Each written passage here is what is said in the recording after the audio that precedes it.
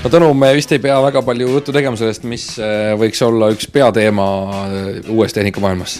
No kindlasti aasta auto ei ole meil selles mõttes kõige mahukam teema, aga ta on esimene teema, mis selles ajakirjas tõesti sees on, nii et ega ei ole ka saladus, et Eesti automeedia tegi 15. korda oma otsuse aasta auto valimisel ja seekord valiti kõige aegade kõige pisem aasta auto, mis üldse võtta on, nii et Renault Twingo on seekord tõesti aasta auto. Ja see on meil 3 leheküljel ka ajakirjas loomulikult sees. Milline on olnud tagasiside nüüd, et mõnda aega, millal see avalik info on? Oled sa saanud juba mingid infot, et mis pagana auto te valisite, mis toimub? No selles osas ei ole mitte midagi uut, et sõltumata sellest, mis asi valitaks, sõimata saab ju alati.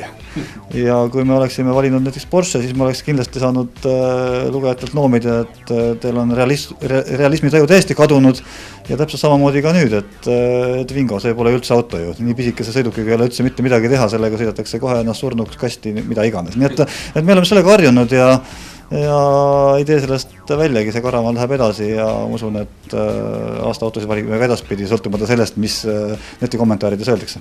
No muidugi jah, pingelisust lisab juurde ka see, et Pulsar jäi ainult 1 punktiga teiseks ja mõni võtab seda kui seda, et tegelikult oli Pulsar ka ju väga hea. No, tegelikult, nagu on alati öeldud, need 6 autod, mis finaali pääsevad, on kõik millega poolest silma paistnud ja sellised autod, mis finaali ei pääse, need seal ka ei ole, nii et tegelikult need 6 autod on kõik võitjad.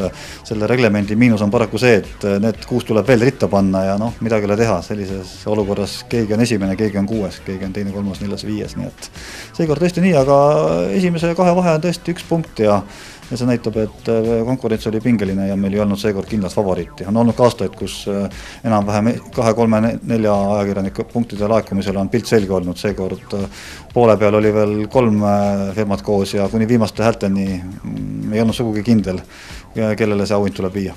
Nii, aga kui sa ütlesid, et ei ole see aasta auto valim kõige mahukam teema, siis mis on ikka talveteema või juba tuleviku?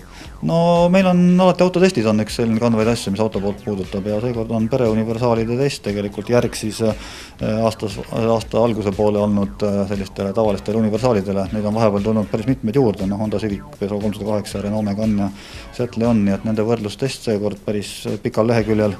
Ja loomulikult siis kõik võimalikke muidki põnevaid asju, tõmbame lõpuga kriipsuga siis selle aasta autonäitustele Los Angeles autonäituse näol ja kui me näituste juurde minna, siis tagapoolt, kes viitsib otsida, leiab ka ühe mootorrattanäituse reportaaži ja siis põnevaid sõiduproove, põnevaid projektiautosid siit ja sealt, nii et taas üks päris korralik paks ajakirjanumber, usun, et pikalt pühad ees, inimesed jõuavad selle rahulikult läbi lugeda.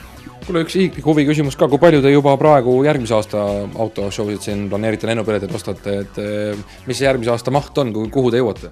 No Euroopas tuleks kindlasti ära käia 2 näitusel, see on siis kevadisel Genfil ja sügisel siis sõltuvalt aastast, kas Frankfurdis või Pariisis.